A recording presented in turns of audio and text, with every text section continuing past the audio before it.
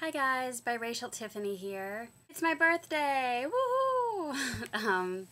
Yeah, November 2nd is my birthday, which is today. So I'm going to take this opportunity to talk about myself, which I never do. Just kidding. Well, I am going to talk about myself, but that's what I always do. I'm 32. What? Yeah. But that's true. So my birthday, 32. Okay. When I was 16, my grandmother died, and I remember my first or second thought upon hearing the news was that when I'm 32, I will have lived as long on this earth with her, without her, as I did with her. So that happened today, I guess. Been thinking about my 32nd birthday for the last 16 years. Not every day or anything, but that strikes me about today. I think I've mentioned this before, just that was sort of a fracturing of the black side of my family that has meant something in my life. Also, my birthday, I can't believe, I'm kind of proud that I have not mentioned this yet. And I'm almost reluctant to mention it today. But I'm going to, because it's going to lead me into the larger topic. I broke my neck on my birthday 8 years ago in a play called Crumbs from the Table of Joy in Indiana. I was swinging my arms like a windmill, if that makes any sense, ferociously swinging my arms, and my muscles and tendons tightened up around the C7 spinous process and snapped it off. So my spinal column is still intact. I can walk, I can move, yay, everything's fine for the most part. But the reason I say I'm proud that I've been vlogging for like 7 or 8 months or however long it's been, and I haven't mentioned that, is that I noticed it was kind of like the defining thing about me after it happened for a while, like a long-ish while.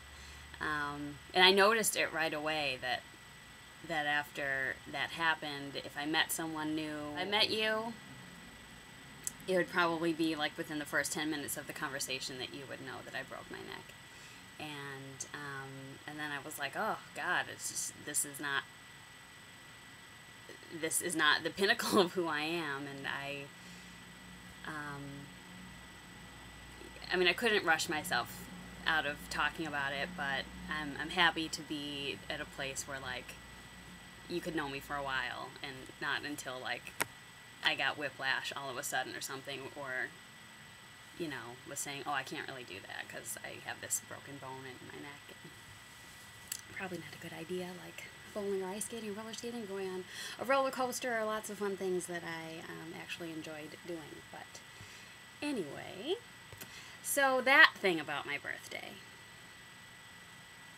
But I want to talk about that play because it was a really fantastic experience for me, aside from the fact that I broke my neck on my birthday in front of an audience and it was all crazy.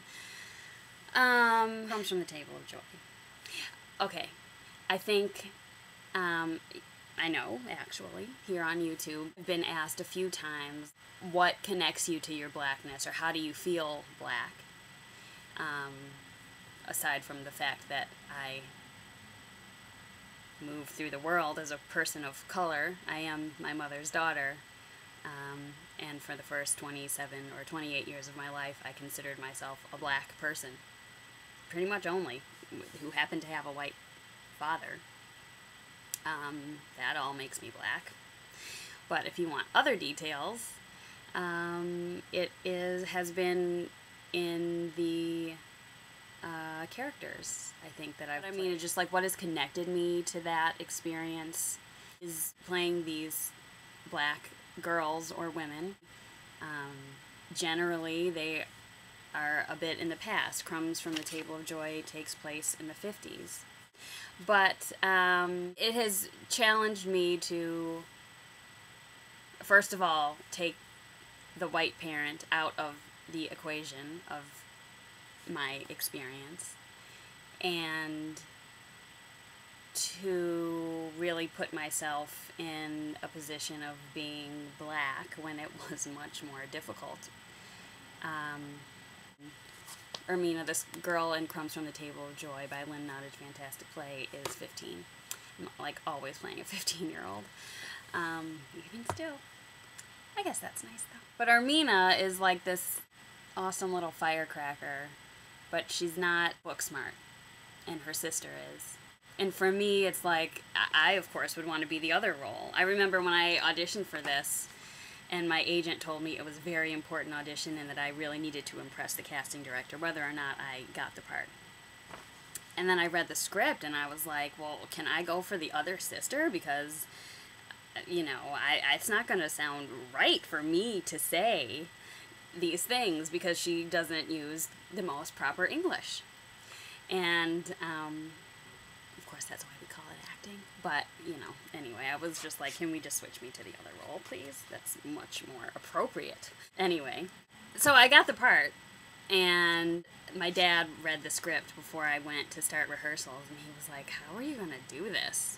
And I was like, I don't know, actually. And I will just read one line, just like so you know, like what kind of thing I'm talking about.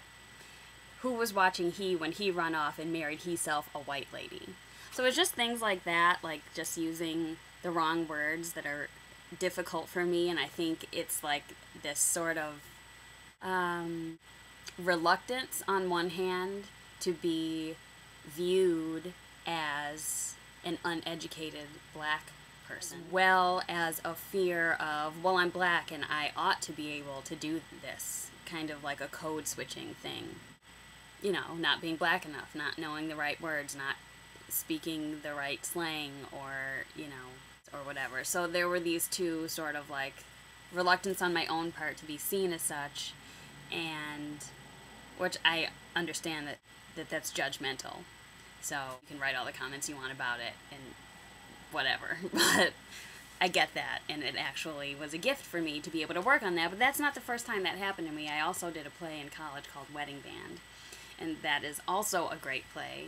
And I played this young mother of an 8-year-old who was like, you know, making candy and babysitting for a white girl to take care of herself and her child while her husband was at war. This character was illiterate, and that was a part of the story. And when I auditioned for the play, I auditioned for 2 other roles of, like, you know, the educated, financially stable black characters, and I was, you know, sure I was going to get one. I went in and read, and Michelle, the director, was like, oh no, you have to read Maddie. And I was like, what? I mean, it was like one of those things where I was like, I can't do that. I'm just going to look stupid. And she was like, no, you have to. And so I did it, and that's what she cast me as. And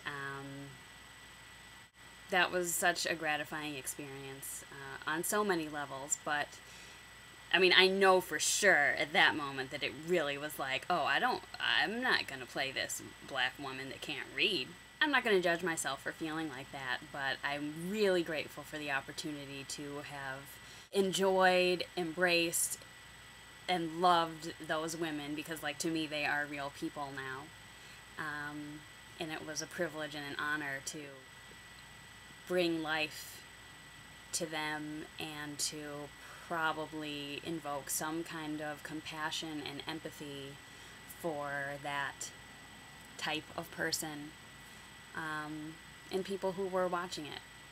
So I know a few people have asked me to make videos about acting, and I think this has turned into it. So it's my birthday, and I'm 32, and I'm black, and I'm white.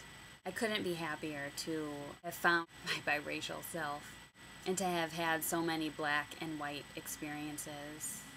And I've really been thinking lately about what a gift it is to not perceive people as others. Tuesday, please vote, people.